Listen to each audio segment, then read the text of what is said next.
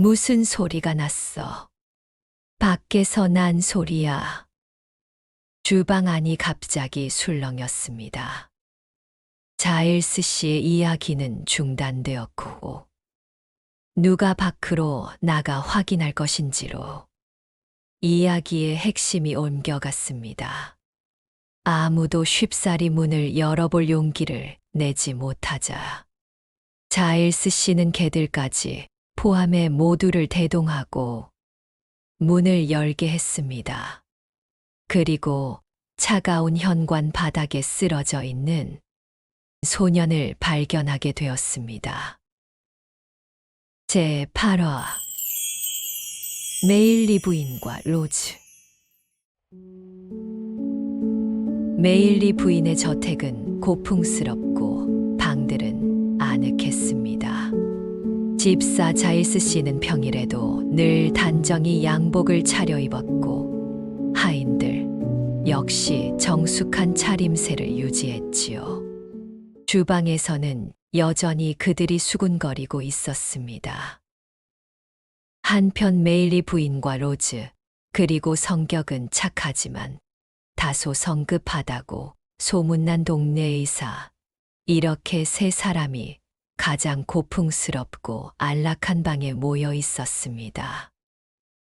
그들 가운데에는 올리버가 어깨에 총상을 입은 채 신음하며 침대에 누워 있었지요. 눈부시게 아름다운 로즈는 누구든 쉽게 시선을 거둘 수 없는 여인이었지만, 그러나 그녀에게도 불우한 어린 시절이 있었습니다. 인정 많은 메일리 부인이 어린 로즈를 거두어 보살펴 주었고, 이제 그녀는 성장해 겸손하고 따뜻한 성품을 지닌 숙녀가 되었지요.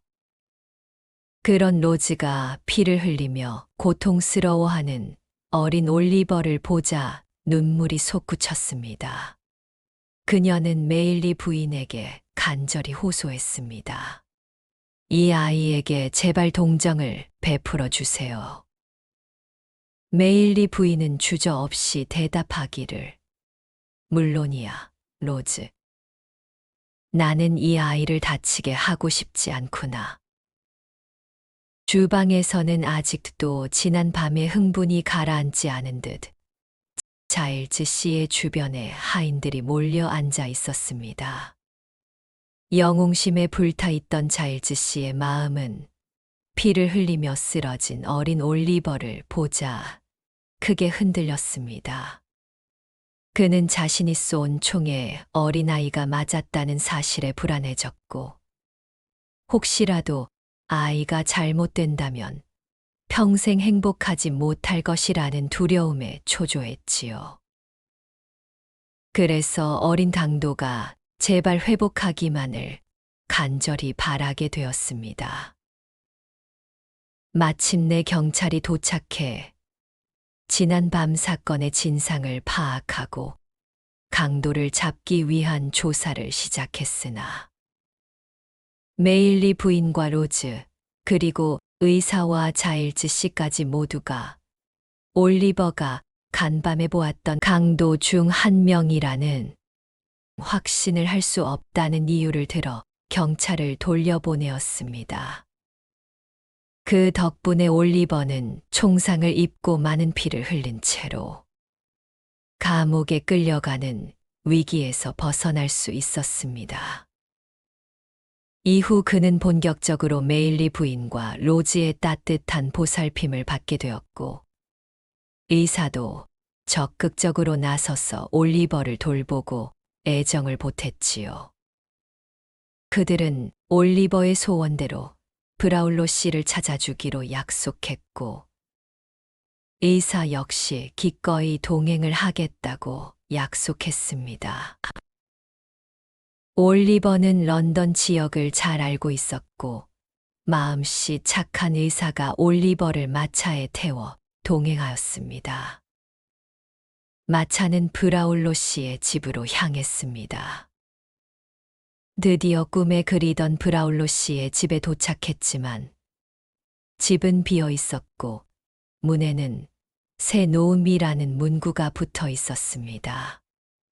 이웃을 통해 그들이 서인도 제도로 떠났다는 한마디 소식만 전해 들을 수 있었습니다.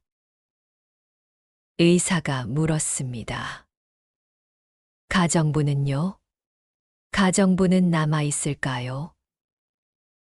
돌아온 답변은 가정부와 하인 모두 함께 떠났고, 남은 사람은 한 명도 없다는 말뿐이었습니다.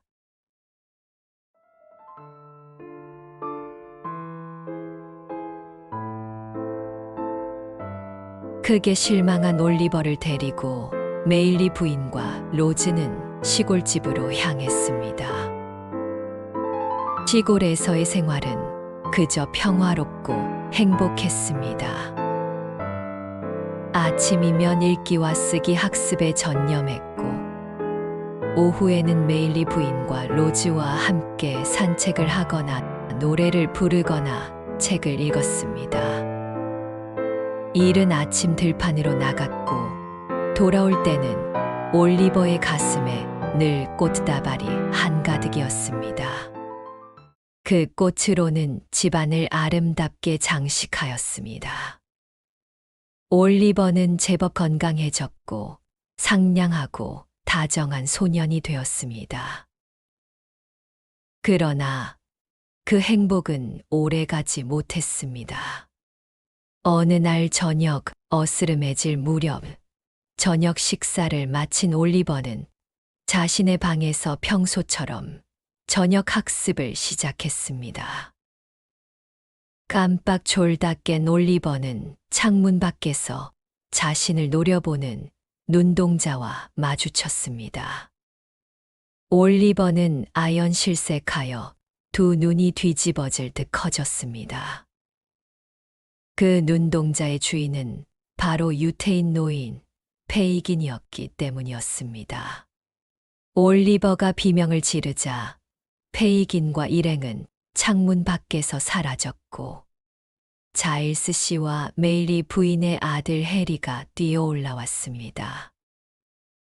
메일리 부인의 아들 해리는 자일스 씨와 하인들을 데리고 직접 수색에 나섰지만 아무런 단서도 찾을 수 없었습니다.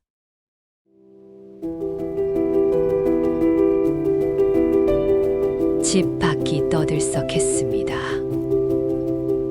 평범하지 않은 차림새의 한 젊은 여자가 하인들과 소란을 벌이고 있었습니다.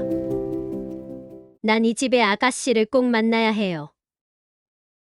용건을 밝히기 전에 당신을 들여보낼 수 없어요. 젊은 여자는 결코 물러서지 않았고, 결국 로즈가 그녀를 불러들였습니다. 소란을 피웠던 젊은 여자는 다름 아닌 올리버를 납치하는데 가담했던 낸시였습니다. 당신을 만나기가 몹시도 어렵군요. 낸시가 비아냥거렸습니다. 불쾌했다면 용서하세요. 제 의도가 아니었어요.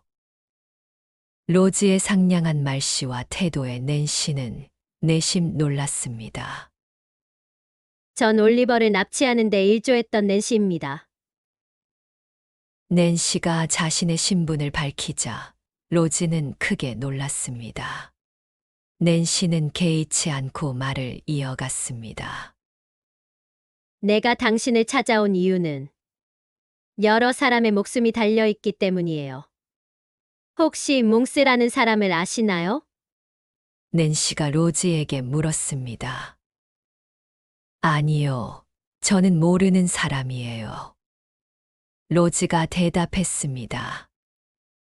그는 당신을 알고 있어요. 우연히 페이긴 노인과 사익스, 몽스가 하는 이야기를 엿듣게 되었어요.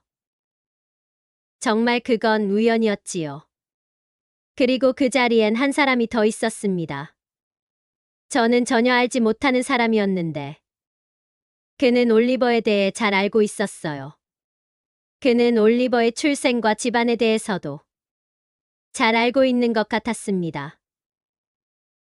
그러나 전 그 남자에 대해 아무것도 알지 못합니다. 하여튼 네 남자가 모여 있었고 페이긴과 사익스 그리고 어떤 남자가 올리버에 대해 이야기하자 이야기를 듣던 몽스가 올리버의 존재를 알아보는 것 같았습니다. 이유는 모르겠지만 자신이 오랫동안 찾고 있던 아이가 바로 올리버라고 했지요. 그리고 페이긴과 사익스에게 올리버를 요구하기 시작했어요. 올리버를 찾아오면 거액을 주겠다고 약속했고 올리버에게 죄를 씌워 감옥에 보내면 더 큰 돈을 주겠다고도 했습니다. 이쯤 되면 페이긴과 사익스가 올리버를 가만히 놔둘 리가 없어요.